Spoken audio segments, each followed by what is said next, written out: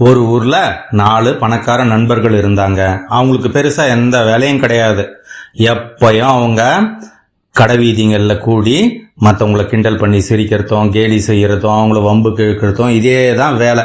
ஒரு நாள் அப்படி 4 பேரும் கூடி இருக்கும் போது ஒருத்தன் சொன்னான், டேய், நம்ம ஊர்ல இன்னைக்கு கூட தங்கத்துக்கும் வெள்ளிக்கும் விலை மதிப்பு தெரியாத மக்கள் நிறைய பேர் இருக்காங்க அப்படின்னு சொன்னான். எப்படா சொல்ற அப்படின்னு இன்னொருத்தன் கேட்ட உடனே, இப்ப உனக்கு காமிக்கிறேன் பாருன்னு சொல்லிட்டு அங்க பக்கமா போயிட்டு இருந்த ஒரு சிறுவனை கூப்பிட்டான்.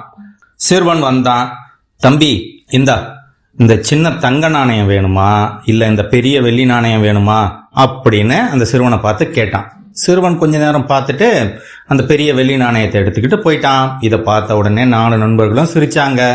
பாத்தீங்களாடா, சின்னதா இருந்தாலும் தங்க நாணயத்தோட மதிப்பு அதிகம்ன்றது இவனுக்கு மட்டும் இல்ல, இந்த ஊர்ல இருக்கிற நிறைய பேருக்கு தெரியாதுன்னு சொல்லிட்டு எல்லாரும் சிரிச்சாங்க.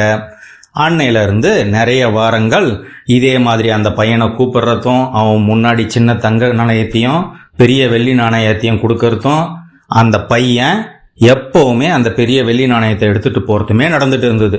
இது பல வாரங்கள் நடந்தது. இதே மாதிரி நடந்துட்டு இருக்கும்போது அந்த பையனோட நண்பன் அந்த பையனை பார்த்து, ஏண்டா, உனக்கு புரியுதா இல்லையா?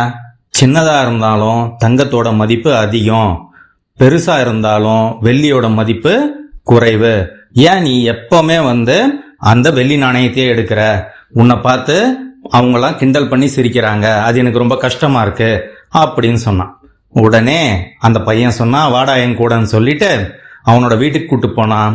இத்தனை நாளா அந்த பணக்காரங்க கிட்ட இருந்து எடுத்துட்டு வந்திருந்த அந்த பெரிய வெள்ளி நாணயங்கள்லாம் அந்த மூட்டைக்குள்ள போட்டு வச்சிருந்தான். டேய், என்னடா இது அப்படின்னு அவன் ஃப்ரெண்டு கேட்டான். பாத்துக்கோ, இதுதான் நானு அவங்க கிட்ட இருந்து எடுத்துட்டு வந்தது.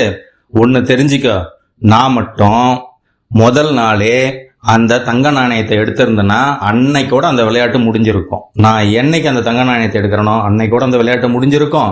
நான் தெரிஞ்சேதான் அந்த பெரிய வெள்ளி நாணயத்தை எடுத்துட்டு வரேன். நான் அந்த வெள்ளி நாணயத்தை எடுக்கிற வரைக்கும் இந்த விளையாட்டு தொடர்ந்துகிட்டே இருக்கும்.